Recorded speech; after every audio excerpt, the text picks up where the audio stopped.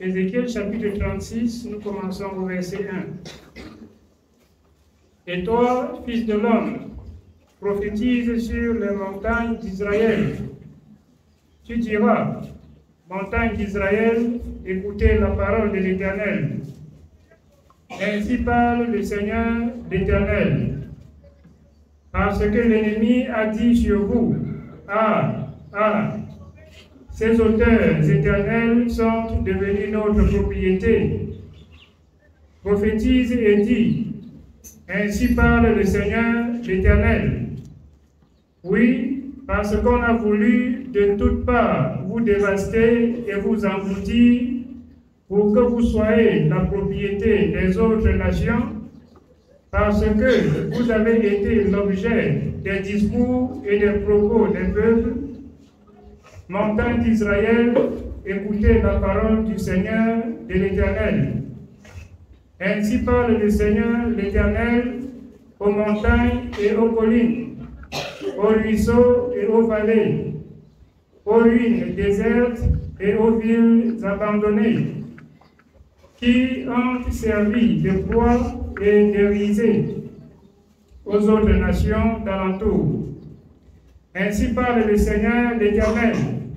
Oui, dans le feu de ma jalousie, je parle contre les autres nations et contre Édom tout entier, qui se sont donné mon pays en propriété avec toute la joie de leur cœur et le mépris de leur âme, afin d'en piller les produits. C'est pourquoi prophétise sur le pays d'Israël et dis aux montagnes et aux collines, aux ruisseaux et aux vallées. Ainsi parle le Seigneur l'Éternel. Voici, je parle dans ma jalousie et dans ma fureur, parce que vous portez l'ignominie des nations. C'est pourquoi, ainsi parle le Seigneur l'Éternel. Je lève ma main. Ce sont les nations qui vous entourent, qui porteront elles-mêmes leur ignominie. Amen. Le Seigneur, dans son amour, à un moment donné, a regardé, sans rien dire, quand son peuple était dans la souffrance. À cause de son nom et de ce que vous êtes devenu son peuple. Il dit que la ruine, la destruction, la souffrance que vous portez, ça va retourner à ceux qui ne connaissent pas Dieu. Parce que Dieu délivre son peuple de tout mal. Afin que le peuple de Dieu comprenne que dans la maison de Dieu, si Dieu t'a visité, si tu as cru, et que la peine de ton péché,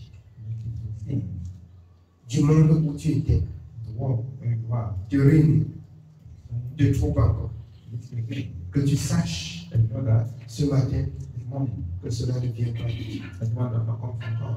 Si tu as changé, Dieu a aussi juré de ne plus te laisser souffrir. Il a juré de retourner la souffrance au peuple qui refuse la justice. Mais à toi, qui aime la justice, la souffrance doit disparaître. La souffrance doit s'arrêter. Dieu a parlé ainsi au peuple et il parle jusqu'à ce matin à son peuple. Vous avez entendu dans la louange, les murs de l'hypocrisie sont tombés. Les murs de la haine sont tombés. Et en fait, autrefois, dans la loi, œil pour œil, dent pour dent. Tu me piques, je te tue. Avec Jésus, ça a disparu. Avec Jésus, c'est la fin. Tu me piques, je t'exhorte. Tu me piques, je t'exhorte. Tu me maudis, je te bénis. Tu as de la haine contre moi, j'ai de l'amour pour toi. C'est là où se fait connaître le véritable enfant de Dieu. Si vous êtes devenu enfant de Dieu et que vous avez encore la haine, la jalousie, les querelles, le mépris dans vos cœurs, posez-vous la question à savoir quel Dieu vous sert. Vous savez ou en quel Dieu vous avez cru. Jésus a paru pour effacer tout cela. Jésus a paru pour anéantir tout cela. Jésus a paru pour délivrer les captifs de sa maison. Israël était dans la souffrance. Dieu nous a choisis. C'est pour cela que dans la louange, vous avez entendu. J'ai dit, le Dieu qui choisit nous a choisis. C'est la grâce. Combien de personnes sont à l'extérieur et ils recherchent la paix, et ils recherchent la santé, et ils recherchent qu'on les aide. Vous avez payé combien pour mériter cet amour manifesté par Dieu en vous? Oui, ne serait-ce que pour cet amour. Vous deviez vous taire des querelles, vous deviez vous taire des jalousies, vous deviez atténuer des mauvaises pensées, et vous deviez faire la volonté de Dieu. Regardant et voyant la promesse de Dieu pour vous, désirant qu'elle s'accomplit et qu'elle s'accomplit encore dans vos vies. C'est dans l'obéissance. C'est pourquoi le prophète Habakkuk a dit, c'est une parole qui doit s'accomplir. Elle ne s'accomplit que pour ceux-là qui gardent la parole. Si tu gardes la parole, si tu ne te reproches de rien, ne crains pas, c'est une parole qui doit certainement s'accomplir. Même si elle a atteint la promesse de Dieu pour ses enfants, elle s'accomplit. Dieu dit et la chose arrive. Dieu ordonne et la chose existe. Donc, en tant qu'enfant de Dieu, si vous avez encore, bien aimé, les séquelles de vos péchés dans vos vies, c'est tout simplement selon la parole de Dieu dans Ézéchiel 14 de même. Parce que votre cœur ne s'est pas détaché à ce que Dieu reproche. C'est là votre ruine. C'est là votre souffrance. Je rappelle au peuple de Dieu. Et je prie tous les jours pour vous que Dieu vous fait quitter le monde dans vos cœurs. Parce que ce sont des choses du monde qui vous retiennent captifs.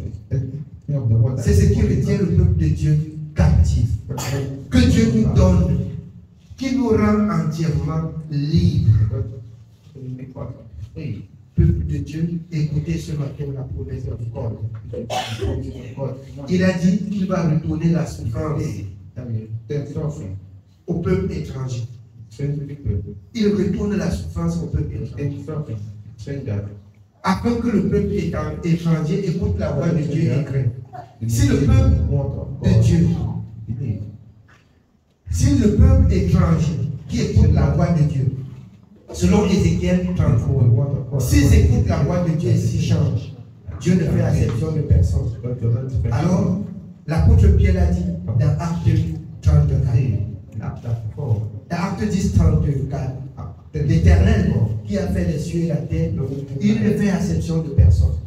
Si tu écoutes la voix de l'Éternel et tu quittes le monde, de même, pendant que tu quittes le monde, il prend ce qui est attaché au monde et il renvoie au monde. Et il renvoie au monde. C'est le monde sans Dieu qui doit souffrir cela. Ce n'est plus les enfants de Dieu qui doivent souffrir ce qui est du monde. Et si vous êtes devenu enfant de Dieu, vous souffrez encore de ce qui est du monde. C'est tout simplement parce que vous avez cru, mais vous n'êtes pas converti. Vous avez cru, mais vous n'êtes pas converti. La conversion, c'est quoi? J'ai toujours dit et rappelé au peuple de Dieu, c'est quitter une vie à l'autre. Alors, si vous quittez le monde dans la maison de Dieu, et la vie du monde s'attache à vous, c'est tout simplement parce que vous avez quitté le monde avec la vie du monde, vous réfugiez dans la maison de Dieu. Ainsi, étant dans la maison de Dieu, vous souffrez, vous avez la souffrance encore du monde. Et c'est ce que Dieu vous rappelle ce matin. Il va retourner la souffrance du monde. Convertissons-nous, croyons, changeons, marchant selon la parole. Et la souffrance ne serait plus notre partage. C'est la promesse de l'Éternel. Amen. Oui, bien aimé, on continue la lecture. Nous continuons au verset 8.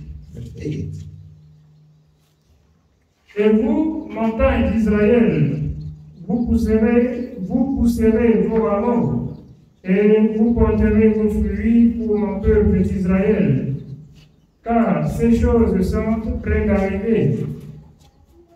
Voici, je vous serai favorable, je me tournerai vers vous, et vous serez cultivés et ensemencés. Il nous sera favorable, l'Éternel, notre Créateur. Il se tournera vers nous, et ses faveurs restent pour nous. Il se tournera vers nous. Celui qui a pris l'engagement, celui qui a quitté le monde, celui qui a rempli la formalité. Qu'est-ce que la formalité? C'est de mourir et de ressusciter avec Jésus et de marcher selon la nouvelle vie. Dieu dit qu'il se tourne vers toi. Et la souffrance aussi te quitte. La souffrance te quitte. Parce que Dieu se tournait vers toi. La présence de Dieu fait disparaître les ténèbres. Vous avez compris, entendu dans la louange. Alors, l'Éternel, quand il est là, les mauvais esprits disparaissent. La haine disparaît. La jalousie finit. Et si vous êtes encore jaloux, si vous avez encore de la haine, si vous avez encore des querelles dans la maison de Dieu, vous portez encore le poids de vos iniquités du monde. C'est que si Jésus venait là, vous ne deviez pas être sauvé. Vous n'allez pas être sauvé. Quittez le monde. Quittez le monde. Entrez dans la pensée de Dieu. La pensée de Dieu. Romain. Ne devez rien à personne. Si ce n'est de vous aimer les uns les autres. L'amour fait disparaître la haine. L'amour fait disparaître la jalousie. L'amour fait disparaître les querelles. C'est pour cela que ce matin, je vous exhorte d'entrer dans la pensée de Dieu. D'entrer dans la pensée de Dieu. Vous pouvez bien comprendre encore ce matin pourquoi le Seigneur dit dans Matthieu. Je dis aimez vos ennemis. Priez pour ceux qui vous persécutent. Jésus apparaît pour sauver le pécheur. Il n'a pas aimé le péché, mais il est venu sauver le pécheur. Le pécheur est celui-là qui est assis dans l'incrédulité, dans la haine, dans la jalousie. Comment je dois quitter la jalousie? Et dans la maison de Dieu, la jalousie va me poursuivre. La haine et les querelles vont me poursuivre dans la maison de Dieu. Non, je lui laisse dehors avant d'entrer dans la maison de Dieu. Je laisse tout cela dehors avant d'entrer dans la maison de Dieu. Le péché ne régnera plus sur ma vie. Si j'ai quitté le monde, ça veut dire que j'ai quitté le péché. Quitter le monde, c'est quitter le péché. Je n'entre pas dans la maison de Dieu avec le péché. J'ai quitté le monde et je l'ai laissé dans le monde. Je ne le côtoie plus. Je ne fréquente plus le péché. Je ne côtoie plus le péché. Mais j'ai de l'amour pour les pécheurs. Parce que j'étais pécheur. J'ai de l'amour pour les pécheurs pour que les pécheurs changent.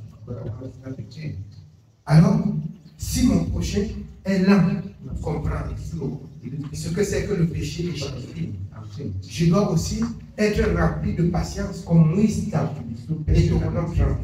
La parole de Dieu dit Moïse était un homme fort de patient.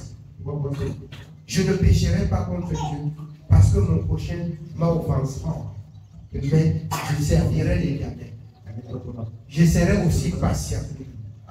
Que mon prochain comprenne aussi la parole de l'Éternel. Et je vous exhorte ce matin, beaucoup d'amour fait disparaître, bien-aimé, le péché dans la vie de celui que vous côtoyez. Beaucoup d'amour fait disparaître le péché. Je vais vous dire encore quelque chose ce matin. Si un pécheur quitte le monde et arrive au milieu du peuple de Dieu que vous êtes, et ne trouve personne du milieu du peuple de l'Éternel pour nettoyer le péché, il ne prendra pas le temps pour être converti. Il ne prendra pas le temps. Parce qu'il se tourne à gauche, c'est la justice et la sanctification. À droite, c'est la sainteté. Et alors, lui aussi, il doit être rempli de cet esprit, de la sainteté et de la justice. La mauvaise compagnie corrompt les bonnes mœurs. De même que si le pécheur quitte le monde et trouve les enfants de Dieu, soi-disant enfants de Dieu, dans la haine, dans les jalousies, alors, bien aimé, il a quitté seulement d'autres compagnies de pécheurs ou d'autres qui sont modernes. Les pécheurs modernes. Il a quitté seulement des pécheurs voyages, des pécheurs villageois pour rejoindre des pécheurs modernes. C'est pas ça. Bien aimé, ne soyez pas des pécheurs modernes. Ne soyez pas des pécheurs modernes. Ne soyez pas des pécheurs modernes. Amen. Oui, on continue. Nous continuons au verset 10. Je mettrai sur vous des hommes en grand nombre, la maison d'Israël tout entière. Les villes seront habitées et l'homme rebâtira sur les ruines. Je multiplierai sur vous les hommes et les animaux. Ils multiplieront et seront féconds. Je veux que vous soyez habités comme auparavant et je vous ferai plus de bien qu'autrefois. Il veut qu'on soit habité. Il dit qu'on doit être fécond. Ce matin, je vais dire aux enfants de Dieu, il n'y a pas un enfant de Dieu stérile. Jamais. Non. La stérilité, si elle est présente, c'est qu'elle suit quelque chose que vous avez côtoyé. Il n'y en a pas dans la maison de Dieu. Mais à cause du péché, qu'est-ce que le Seigneur dit dans Michée? Il y aura des douleurs et des douleurs amères. Pourquoi? Parce que la mauvaise parole doit s'accomplir. Sinon, voici ce que Dieu dit. Il nous fera du bien et non le mal. Il va nous multiplier et nous serions féconds. Il dit, même le bétail, il doit augmenter. Il doit augmenter. Vraiment, si je fais de l'élevage, au lieu que ça meure, au lieu mieux les gens ramassent, ils mangent. Et la parole de Dieu s'accomplit. On n'empêche pas aux méchants d'être méchants. Je sais que le voleur, le malheureux a pris, il a mangé. Mais si ça meurt de tout, c'est que la parole de Dieu ne s'est pas accomplie. C'est que la parole de Dieu ne s'est pas accomplie. Il vaudrait mieux même que le méchant prend, il mange. Je bénirai Dieu au jour du jugement parce que j'ai nourri les malheureux. Je rendais témoignage l'autre jour. Une réfugiée centrafricaine, une maman, que je suis venu, elle était assise sur le banc, juste où un garçon approchait les chemises. Dans l'après-midi, je la vois toujours là. Jusqu'au soir, je vois, elle est allongée. Je pars, je dis, bon, certainement, comme elle n'a pas de lieu, le point se. Je reviens le lendemain, j'installe les choses. Le banc était plutôt devant la victime. Elle s'assoit. Je vois tout malade, elle me regarde comme ça, parce qu'elle sait qu'elle passait souvent prendre de l'argent pour manger. Elle me regarde tout malheureux. Je dis, c'est quoi? Tu es malade? Elle dit, le palier. J'ai dit, mais tu n'as pas pris les médicaments? Puisque j'ai parlé de Jésus, tu m'as prêché la religion. Va prendre tes comprimés. Elle dit, j'ai les comprimés. J'ai dit, et qu'est-ce qui m'a? Et je n'ai pas mangé. Je n'ai pas mangé pour prendre les cours. Tu n'as pas mangé pour prendre les cours. Tu me demandes pas quoi. Bon, prends, tu ne vas pas manger. Tu prends tes cours. Est-ce que je vais dire que j'ai travaillé et c'est perdu? J'ai travaillé, j'ai fait du bien. J'ai travaillé, j'ai fait du bien. Vous savez, dans deux choses qu'il faut choisir, il faut choisir un et laisser l'autre. Pourquoi est-ce que je parle? Le vol, c'est quelque chose que Dieu condamne. C'est pas ça? Mais il y a ceci que nous devions comprendre. On ne peut pas empêcher aux voleurs d'être voleurs. Mais je dis ici de préférence. Me voici à Douala et je vais même de la page en français. C'est pas ça? Alors, au lieu d'entendre que c'est tout mort, vraiment il y a un choix. Il vaudrait mieux ceux qui n'ont pas mangé, je comprends qu'ils ont pris, ils ont mangé. Je n'aurai pas de problème. Tu n'aurais pas de problème. Ils ont pris, ils ont mangé. Si je les rencontre, je vais seulement leur dire, répandez-vous parce que vous l'avez pris sans mon avis. Ce n'est pas pour les porter plainte, ce n'est pas pour les envoyer au palais de justice qu'on dit justice et qu'il y a l'injustice. Vous savez où il y a le vrai palais de justice? C'est là-bas en haut. Le vrai palais de justice, c'est là-bas en haut. Ce n'est pas ici-bas. Parce que j'entends souvent qu'il y a même des innocents en prison. Il n'y a aucun innocent devant Dieu qui va entrer dans la prison de Dieu. Aucun innocent ne va entrer dans la prison de Dieu. Ne va entrer dans la prison de Dieu que des prisonniers. Et leur fait sera devant leurs yeux. Amen. Oui, bien, on continue. Et vous saurez que je suis l'Éternel.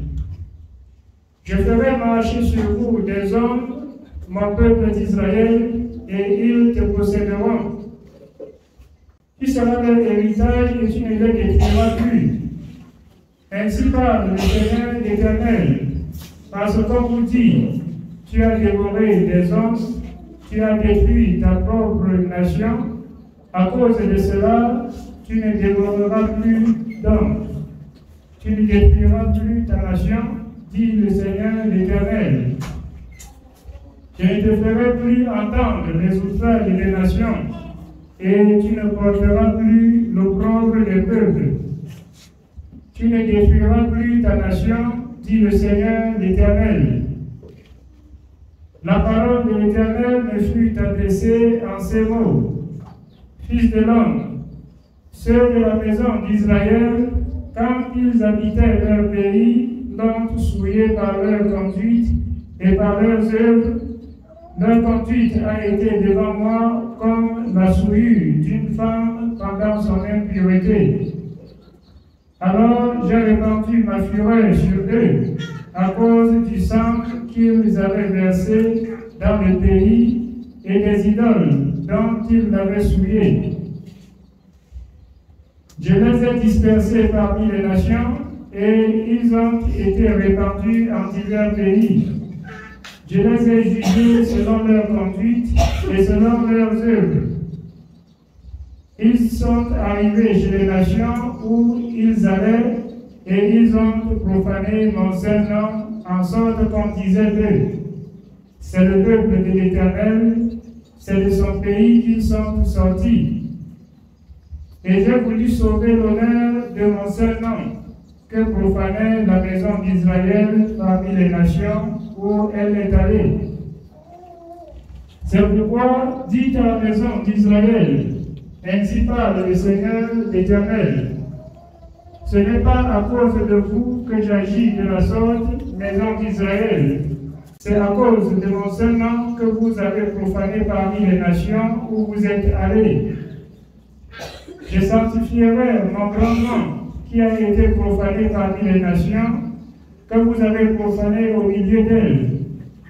Et les nations sauront que je suis l'Éternel, dit le Seigneur l'Éternel, quand je serai sanctifié par vous sous leurs yeux. Je vous retirerai d'entre les nations, je vous rassemblerai de tous les pays et je vous ramènerai dans votre pays. Je répandrai sur vous une eau pure et vous serez purifiés. Je vous purifierai de toutes vos souillures et de toutes vos idoles. Je vous donnerai un cœur nouveau et je mettrai sur vous un esprit nouveau. C'est ce que Jésus a fait. C'est ce que Jésus a fait pour nous. De tout le mal que nous avons pour nous, Dieu, dans son amour, a envoyé Jésus, qui nous a pardonné, qui a payé le prix, pour que nous ne retournions plus dans le péché. C'est pour cela que ce matin, Dieu nous dit qu'il nous a lavés, il nous a purifiés, il a pardonné nos péchés, il a mis en nous un esprit qui est le Saint-Esprit que nous avons reçu. Nous n'avons plus le droit de pécher comme nous. Quittons le monde. Quittons le monde. Quittons le monde.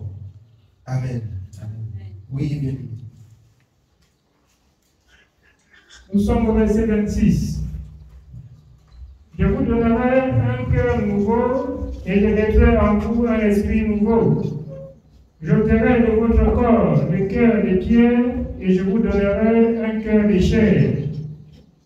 Je mettrai mon esprit en vous et je ferai en sorte que vous suiviez mes ordonnances et que vous observiez et pratiquiez mes lois. L'esprit. Souvenez-vous du Seigneur dans Jean 14, 26. Quand le consolateur serait venu, l'esprit de la vie, il vous conduira dans toute la vie. Il mettra son esprit en nous et il fera en sorte que nous marchions dans la justice. Toi qui as reçu le Saint-Esprit, pourquoi tu pêches encore? Parce que tu l'as attristé.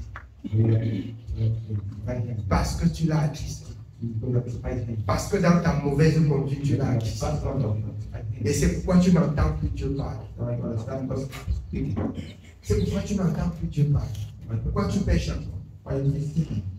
Tu as attristé le Saint-Esprit. L'apôtre Paul rappelle dans Éphésiens, n'attristez pas le Saint-Esprit de l'Éternel par lequel vous avez été scellés. Lorsqu'elle est triste, bien-aimé, elle vous laisse aller où vous voulez.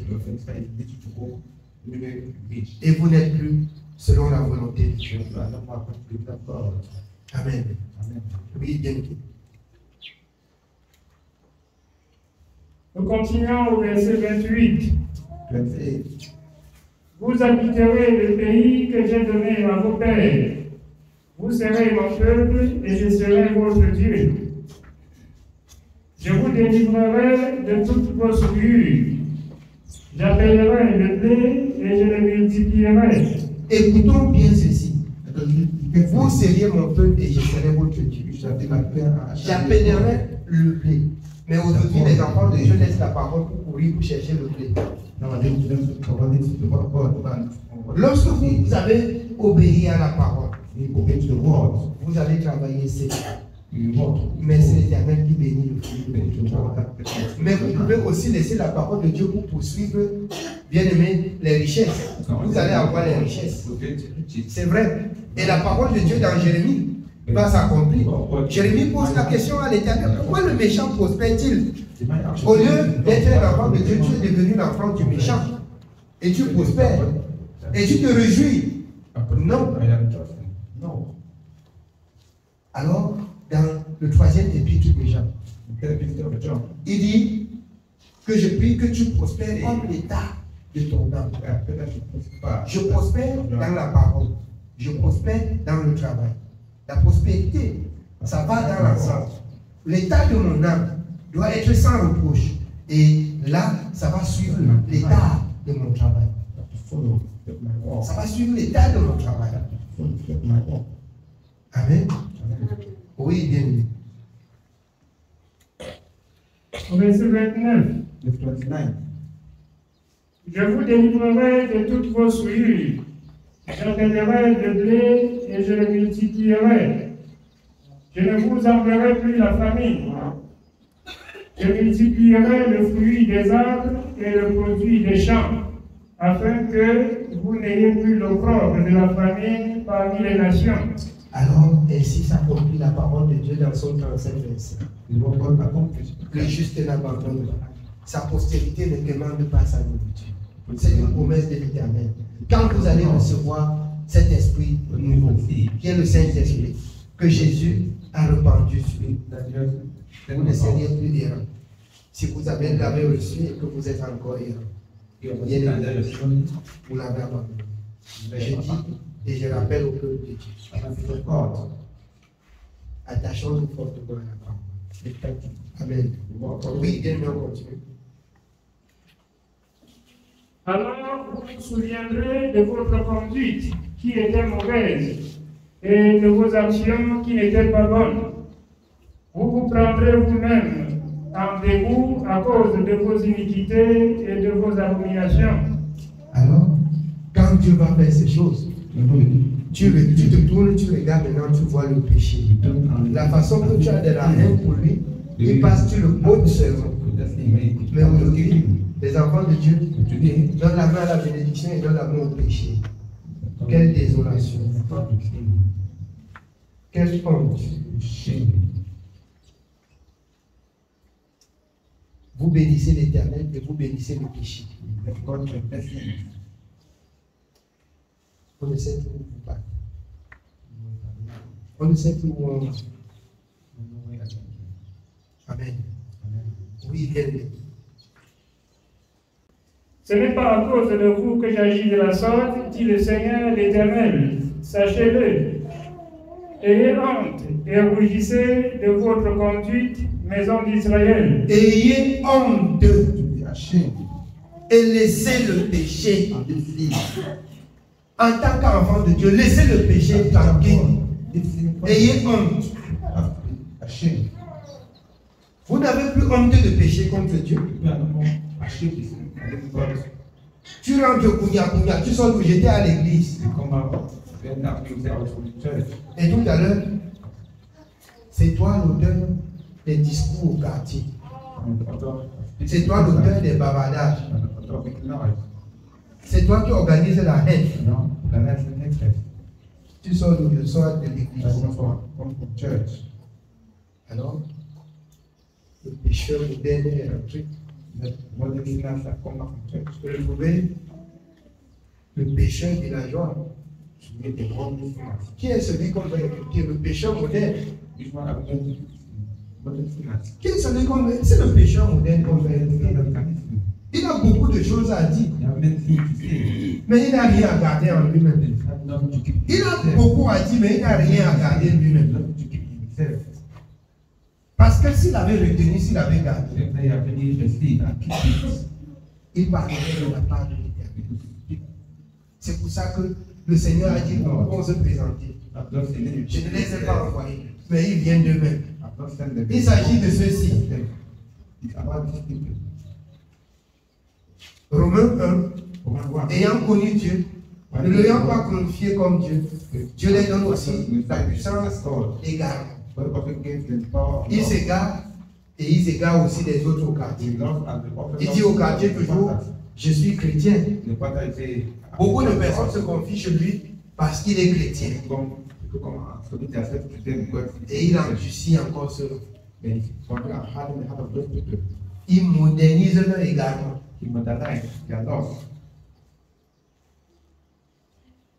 Amen. Ne soyez pas des pécheurs modernes. Si vous êtes dans la maison de Dieu, c'est Dieu qui vous a fait. C'est Dieu qui vous a aidé. C'est Dieu qui vous a appelé. Marchez aussi selon la parole. Amen. Oui, bien. Nous continuons au verset 33. Ainsi parle le Seigneur l'Éternel. Le jour où je vous purifierai de toutes vos iniquités, je peuplerai les villes et les ruines seront relevées. La terre dévastée sera cultivée, tandis qu'elle était déserte aux yeux de tous les passants. Toi qui étais errant, toi qui n'avais pas à manger, toi qui n'avais pas de travail, toi qui étais la risée de tous, Dieu fait de toi une personne qu'on admire, une personne qu'on cherche à côtoyer. Si vous servez Dieu selon la vérité, toutes ces choses vont s'accomplir. Si vous servez Dieu selon la voie de la vérité, toutes ces choses vont s'accomplir. Alors, aujourd'hui, bien aimé, moi qui ne connaissais pas, qui arrivait un villageois qui est sorti de Bansoir pour arriver à Douala, qui ne savait pas traverser la route. Écoutez bien, c'est mon témoignage. Je suis quitté de Cité Belge un jour. J'ai porté le vélo. J'allais à Boko. Je pédalais comme ça. Un bus de garantie est sorti derrière moi. Ça, j'allais. Avant, là, il avait un bus là, silencieux. Il est arrivé derrière moi, il a klaxonné. J'ai tremblé sur le vélo le jour-là, si bien que je n'ai jamais tremblé. Je suis descendu. J'ai poussé le vélo à pied. Je suis rentré. Mais comme le vélo me plaisait beaucoup, j'ai pris la résolution maintenant que pour rouler avec le vélo, je vais marcher du côté inverse. Quand la voiture vient, je vais le voir. Et c'est comme ça que je roulais en ville. Je roulais au sens contraire. Un villageois est arrivé en ville. Un villageois est arrivé en ville. Mais aujourd'hui, le villageois conduit en ville. Est-ce que la parole de Dieu ne s'est pas accomplie? Est-ce que la parole de Dieu ne s'est pas accomplie? Aujourd'hui, un villageois voyage avec la voiture. Mais c'est la vérité que Dieu change. C'est la vérité que Dieu change. Dieu change.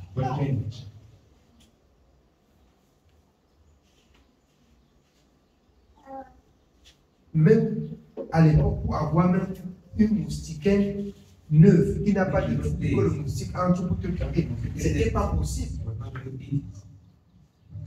Il fallait que les grands utilisent jusqu'à ce qu'on va jeter comme vous donne pour vous attacher dans vos champs et vous attacher les trous qui sont sur ça.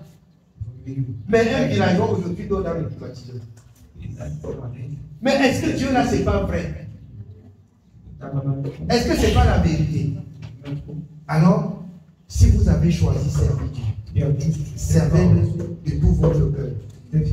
Si ces choses tardent, on a dit à ma fille, c'est vrai, elle doit s'accomplir. Si ces choses ne s'accomplissent pas, sachant que nous ne sommes pas sous la voie de la vérité, c'est tout. C'est tout. C'est tout. J'ai parlé de la moindre des choses, même des moustiquaires là. Il fallait qu'on utilise, on nous donne, on cherche le temps à attacher les trous sur ça, on attache les trous sur ça. Amen. Oui, bien aimé, on continue. Et l'homme dira, cette terre dévastée est devenue comme un jardin d'Éden. Cette terre dévastée est devenue comme le jardin d'Éden. Mais le villageois est devenu citadelle. Un villageois, même les citadins viennent voir le villageois pour prendre conseil. Il est quitté du village. Hein? Mais bien aimé, la parole de Dieu, c'est la vérité. C'est la vérité. Ce n'est pas parce qu'on t'a accouché en vie que tu peux tout connaître. Tu peux beaucoup connaître. Mais si Dieu ne t'accorde pas la grâce de rencontrer, tu vas manquer de beaucoup de choses. C'est pourquoi il dit l'humilité peut être. Vous allez attaquer les uns et les autres. Ils vont dire, hey, j'ai fait le collège de la salle, hein. J'ai fait le lycée Jos, j'ai fait... Il va te citer.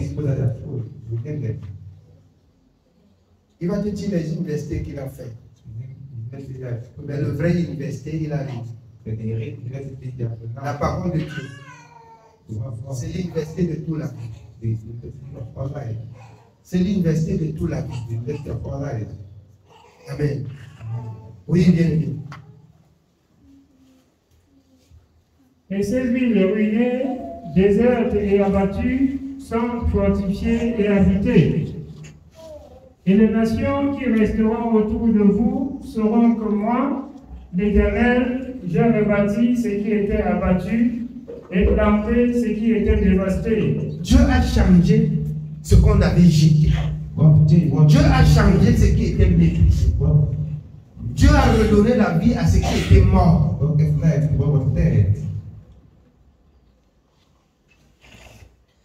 Voyons cela.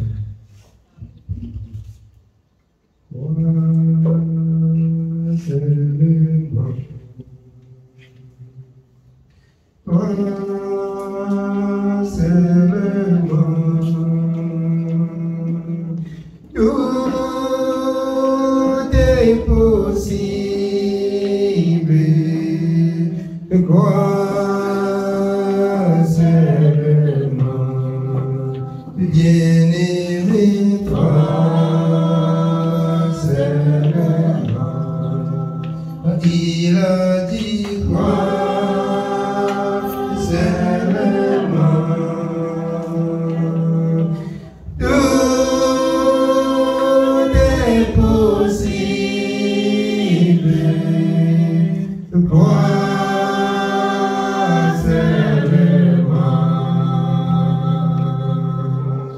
Dieu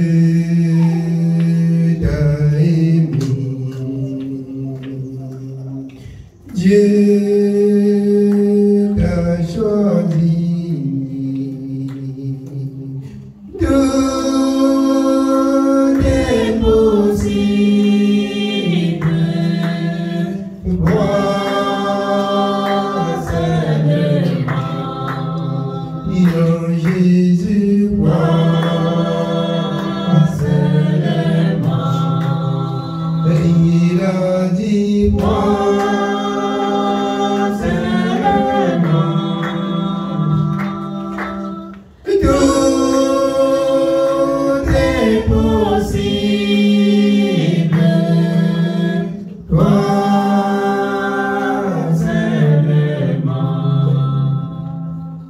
Bien-aimé, tout ce qui est écrit dans le livre de l'Éternel, c'est la vérité. Quand ce qui est écrit dans la parole ne s'accomplit pas dans notre vie, c'est tout simplement parce que nous aussi nous n'avons pas mis en pratique ce qui est écrit. Si nous mettons en pratique ce qui est écrit, elle va s'accomplir. Crois, mets en pratique et crois sur le coup. Si ça ne s'accomplit pas aujourd'hui, ça va s'accomplir. Plus tard. Attends. Elle s'accomplit. Amen. Oui, bien aimé. Et moi, l'Éternel, je parlerai et j'agirai. Ainsi parle le Seigneur l'Éternel. Voici encore sur quoi je me laisserai réfléchir par la maison d'Israël. Voici ce que je ferai pour eux. Je multiplierai les hommes comme un troupeau. Les villes en ruine seront remplies de troupeaux d'hommes, pareils aux troupeaux consacrés, aux troupeaux qu'on amène à Jérusalem pendant ces fêtes solennelles. Et ils sauront que je suis l'Éternel. Amen. C'est la parole de l'Éternel. Bien-aimés, je nous exhorte. Mettons en pratique la parole de Dieu. Et il accomplira aussi ses promesses dans notre vie. Amen. Que le Seigneur nous bénisse.